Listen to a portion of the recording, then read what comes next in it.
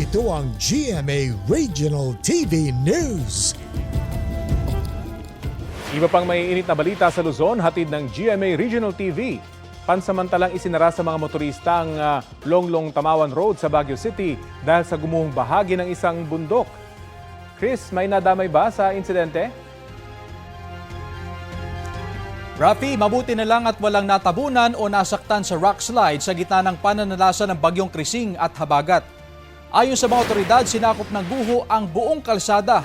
Inumpisa na rin ang clearing operations doon pero matatagalan daw dahil sa kapal ng lupa at bato.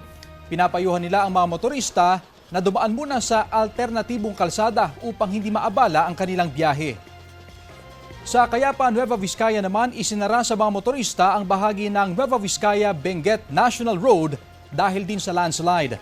Inabot ng halos 5 oras ang clearing operations sa Junction Cayapa Proper Uyawe Section. Nadaraanan na ngayon ang kalsada.